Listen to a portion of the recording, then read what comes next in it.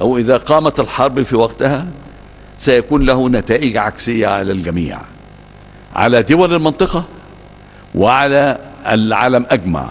وأعتقد أن قلتها كثيرا في حوارات وفي ندوات وفي مع الصحافة، وقلت بالتفصيل: أخشى أن يؤدي هذا إلى عملية عنف وإرهاب، وقد تكون الكرة الأرضية في وقت من الأوقات غير آمنة. لذلك يجب أن نبتعد عن خيار الحرب بقدر ما نستطيع.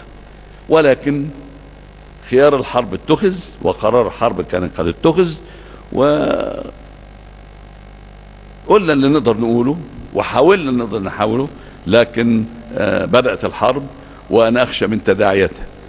الحرب كان يظهر أنهم متوقعين، والتصريحات أنها هتكون سريعة وقت قصير. وأنا أفتكر الرئيس الأمريكي مرة كان بيكلمني في أكتوبر وأنا في المغرب، وقال لي: والله أنا أود حل المشكلة سلميا. أنا كنت سعيد لما بسمع هذا الكلام، لكن يظهر ما أمكنش لأسباب كثيرة، وبدأت الحرب. هذه الحرب عندما تنتهي، إذا انتهت، ستؤدي إلى تداعيات فظيعة وضخمة. تزداد الإرهاب، الجماعات الإرهابية تتحد، بدل ما عندنا بن لادن هيبقى عندنا 100 بن لادن، والمسألة هتبقى مش آمنة إطلاقا. لذلك أنا متخوف من تداعيات هذه الحرب، وإحنا من ناحيتنا بذلنا كل مجهود ممكن في هذا المجال.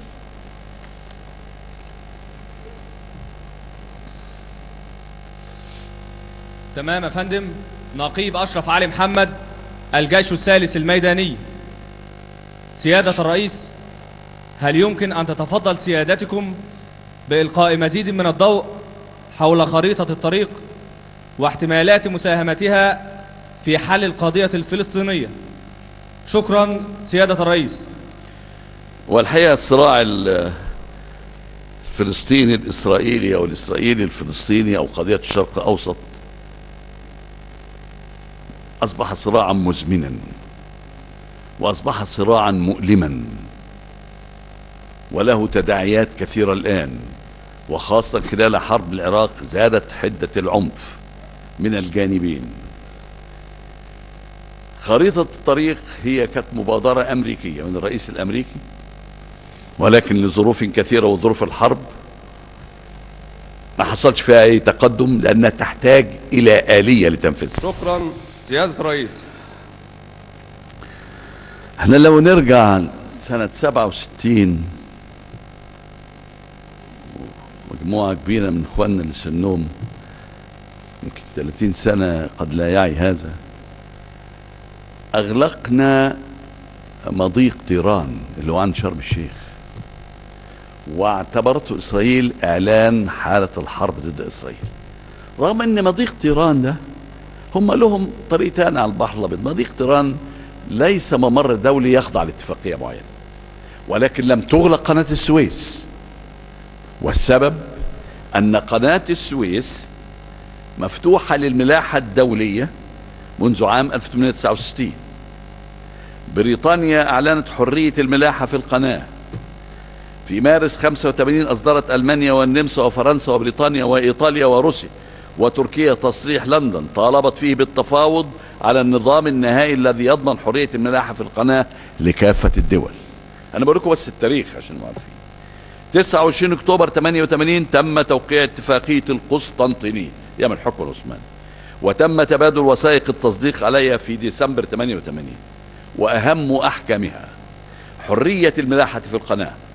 تنص المادة الأولى من الاتفاقية على أن الملاحة في قناة السويس حرة لجميع السفن بدون تمييز، تجارية أو حربية، بغض النظر عن علم السفينة، وسواء في وقت السلم أو وقت الحرب.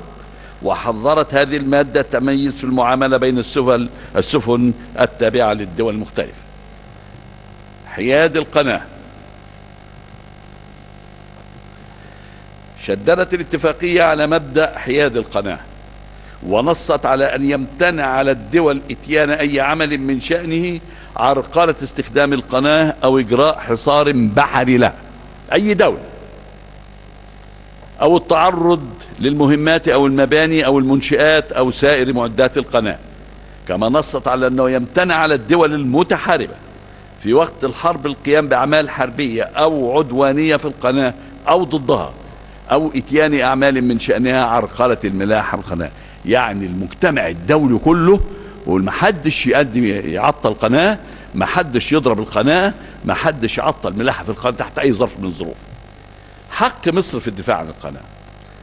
خوالت المادة 9 من اتفاقية مصر لاتخاذ الإجراءات والتدابير اللازمة للدفاع عن القناة، وحملت هذه المادة مصر مسؤولية العمل على احترام أحكام الاتفاقية.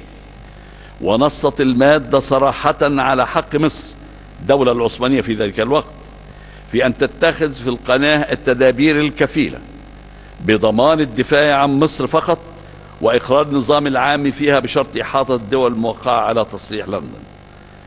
عقب تأميم قناة السويس ومع انسحاب القوات المعتدية، أعلنت مصر تصريح 24 ابريل 57 المتضمن 10 نقاط تم تسجيلها في الأمم المتحدة، كان أولها أن سياسة الحكومة المصرية الثابتة وهدفها الأكيد هو احترام اتفاقية القسطنطينية وما ينشأ عنها من التزامات نصا وروحا، وضمان مصر حرية الملاحة في القناة لجميع السفن وفقا لأحكام الاتفاقية.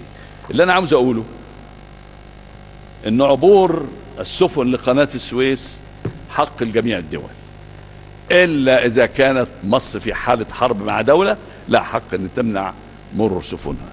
فيما عدا ذلك ما نقدرش نمنع، وإلا قد تمر هذه البواخر بالقوة، وقد نعرض نفسنا لمشاكل كثيرة جدا بالنسبة لقناة السويس. فمش من حقنا نغلق قناة في وجه هذا. امتى؟ لو في دولة في حالة حرب معايا اقدر امنعها من المرور في قناة السويس فقط، وده التزام دولي ما نقدرش نلعب فيه.